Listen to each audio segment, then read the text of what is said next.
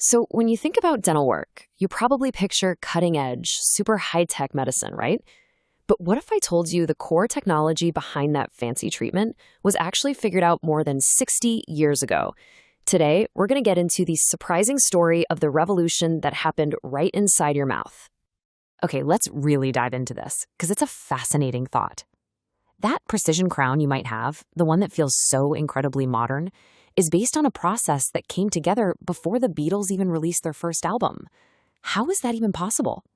Well, to understand it, we first have to see what dentistry was like before this whole revolution.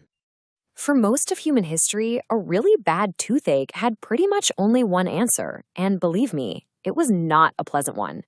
Before we had the tech to actually save teeth, the dentist's job was a lot more direct and, frankly, pretty terrifying.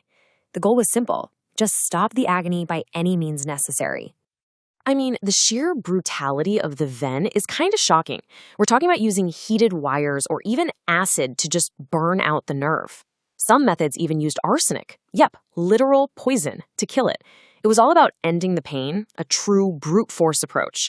Now compare that to today, where the entire philosophy is about saving the natural tooth with incredible precision and almost no pain. It's just an unbelievable leap. This might hurt a little bit. Please be gentle. I can't watch.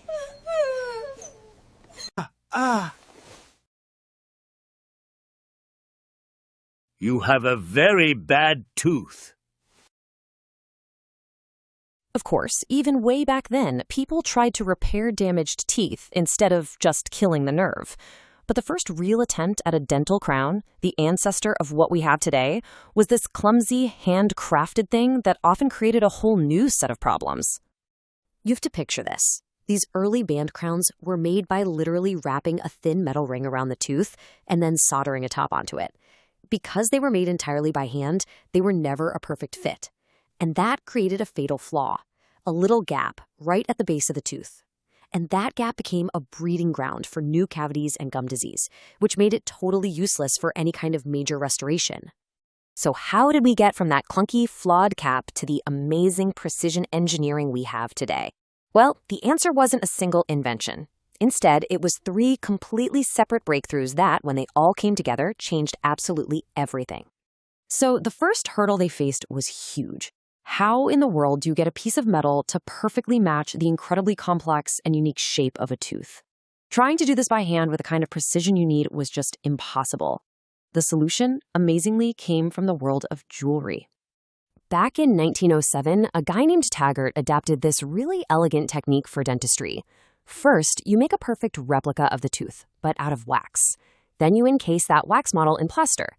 Once the plaster hardens, you heat the whole thing up, which melts the wax and lets it drain right out, leaving a perfectly shaped empty cavity.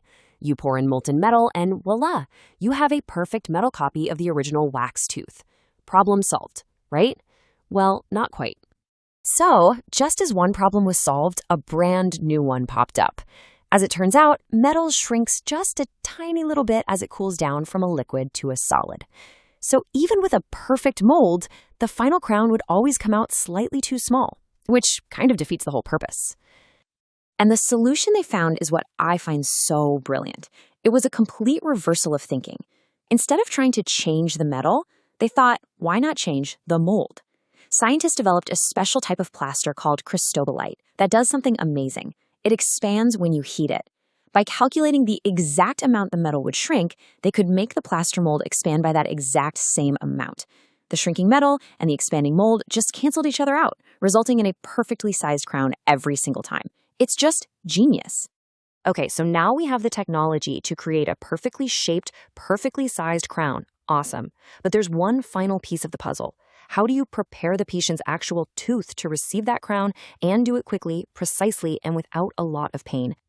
The answer is a sound that everyone instantly recognizes, that high-pitched whine of the dentist office. The third breakthrough was the air turbine high-speed drill.